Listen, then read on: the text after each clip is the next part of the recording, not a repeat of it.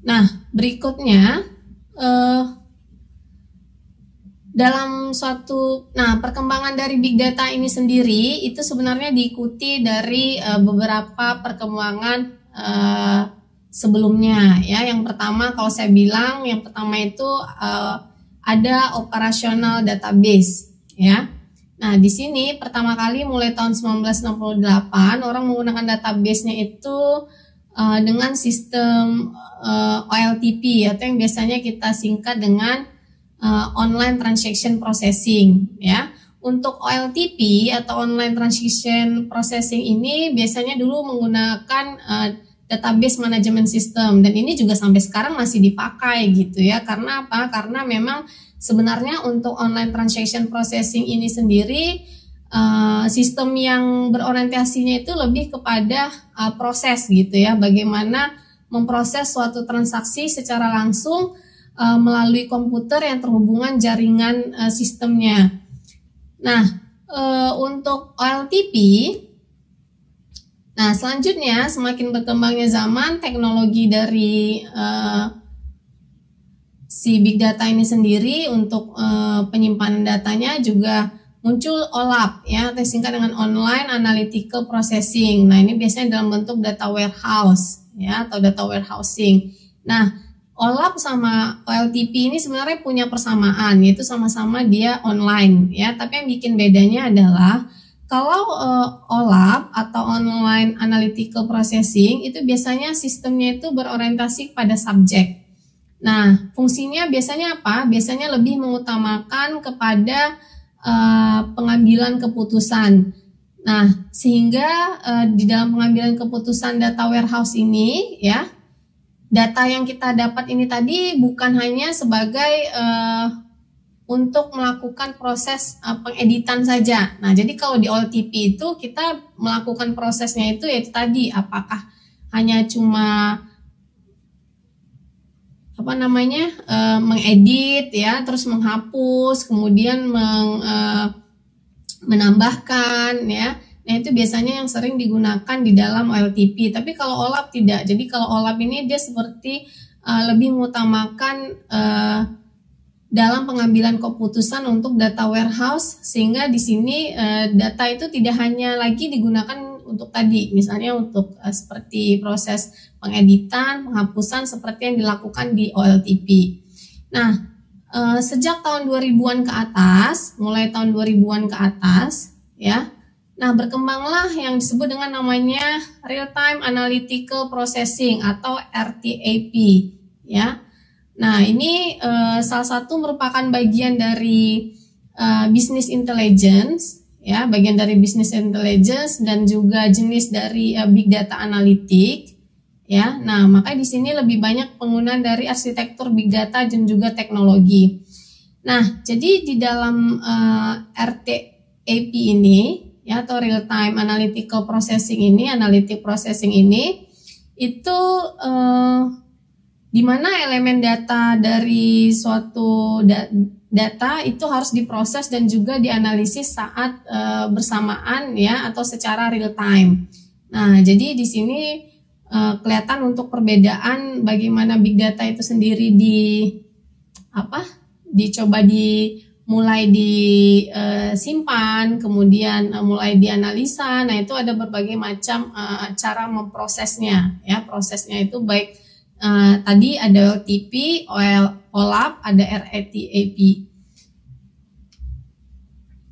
Nah, sekarang model itu sudah berubah ya, sesuai dengan data sebenarnya, penggunaan data. Jadi kalau model lama itu ya, beberapa company itu dia mengenerate data dan semua orang tinggal menggunakan data. Nah, jadi misalnya beberapa perusahaan itu dia ngambil data dan orang hanya menggunakan saja. Nah, tapi untuk sekarang ya, semua dari kita bisa mengenerate data, terus semua dari kita juga bisa mengkonsumsi data. Nah, jadi ada di dalam industri 4.0 ini ada sedikit perbedaan gitu ya. Nah, jadi kelihatan di sini ya. Jadi model yang udah makanya data science ini mulai berubah itu tadi karena kenapa? Karena model di situ ada model model untuk mendapatkan data itu juga berubah. Jadi kalau model lama itu ya kita sebagai konsumen data dan si company itu mengenerate data. Nah, tapi kalau sekarang ya kita semua bisa mengenerate data dan kita semua juga bisa mengkonsumsi data, ya. Nah, ini beberapa landscape dari big data. Nah, jadi ada beberapa aplikasi-aplikasi yang biasanya sering digunakan di dalam big data. Misalkan salah satunya adalah kalau untuk database-nya sendiri di dalam bidang business intelligence itu tadi ada Oracle, ya. Biasanya SQL itu kan dari Oracle juga. Nah, jadi bisa dilihat di sini. Terus si IBM juga, ya. IBM juga punya business intelligence sendiri. Terus ada Good Data, ada ClickView, ada Hyperion, ya, ada SAP. Nah, ini kalau dari segi business intelligence. Kemudian kalau dari segi analisa dan visualisasi itu bisa dilakukan di SAS, kemudian di Visual.ly, kemudian Dataspora, ya. Nah, kalau untuk analitik infrastrukturnya ada Cloudera, ada Netezza, ya. Nah, kemudian untuk infrastruktur yang digunakan sebagai service salah satunya adalah yang dilakukan oleh si Amazon, ya. Jadi Amazon ini dia sudah kalau dulu tahunya itu Amazon itu kayak Tokopedia, ya kan? Jadi kalau kita Indonesia ini Tokopedia deh, kalau besarnya kan dunia Amazon. Nah, jadi kalau kita tahunya dulu Amazon itu hanya buat apa? Kalau bisa kita beli barang gitu secara online, nah kita belinya di Amazon. Kalau pengen dapat barang dari luar negeri, misalnya apakah itu buku atau misalnya, biasanya saya sih buku gitu ya. Buku biasanya saya dulu kalau pengen dapat buku yang dari luar negeri gitu, biasanya kita pesannya di Amazon. Nah, sekarang fungsi Amazon itu dia sudah berubah mencoba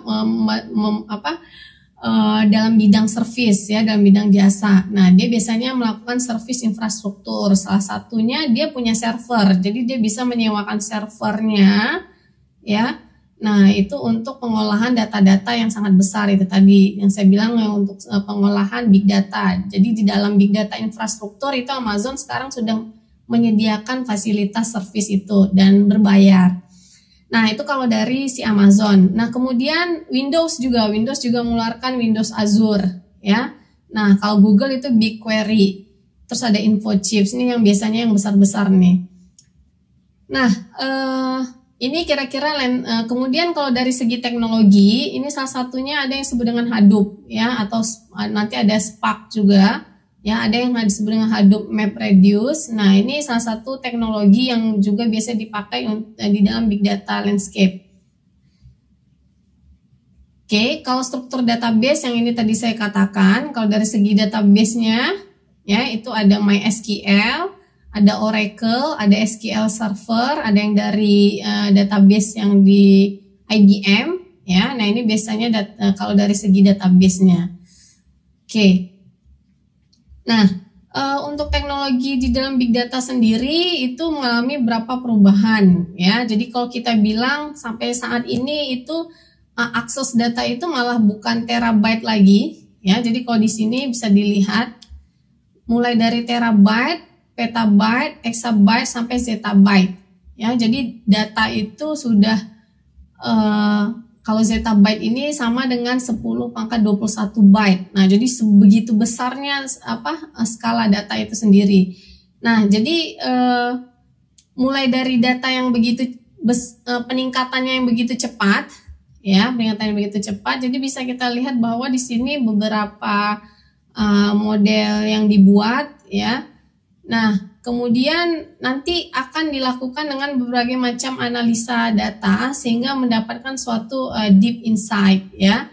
Deep insight ini tadi apakah dia nanti bisa melakukan pembelajaran unsupervised atau melakukan analisa media sosial atau misalkan melakukan analisis sentimen, ya. Kemudian apakah pengen melakukan model prediksi, business intelligence, analisa jaringan atau network. Nah, misalkan kalau network analisis ini biasanya sering dipakai di Facebook ya. Jadi Facebook itu kan sebenarnya datanya dalam bentuk network atau graf-graf. Nah, itu bisa kita analisis nanti dengan menggunakan dari data-data yang ada.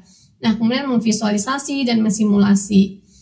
Nah, ini sebenarnya yang konsep di dalam insight yang pengen kita peroleh di dalam teknologi big data itu sendiri ya, dengan berbagai macam penggunaan dari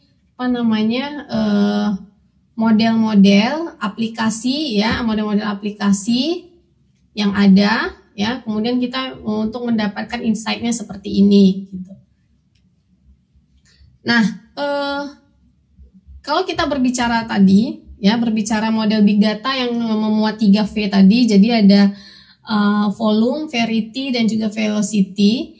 Nah, terutama yang berkaitan tentang velocity. Jadi sekarang juga orang pengen mengakses data itu atau misalnya menganalisis data itu tidak dikerjakan dalam suatu model yang misalnya sampai berhari-hari ya. Kalau pakai komputer yang biasa itu misalnya kita bekerjanya bisa sampai 10 hari misalnya. Nah, dulu tuh masih begitu gitu sebelum istilah cloud computing ini muncul ya. Jadi memang salah satu cloud computing ya. Jadi kalau orang sekarang nyimpan data sama, kalau kalian lihat kan biasanya juga nyimpan data yang paling besar itu kan kalau di Zoom ya ada pilihannya tuh. Kalau misalnya pakai aplikasi Zoom ya, kalau misalnya kalian rekaman itu pasti ada pilihannya. Apakah mau nyimpan manual rekamannya di komputer atau di cloud, itu tadi. Nah, jadi kalau kita bilang cloudnya itu ya artinya memang di luar dari penyimpanan database di komputernya kita.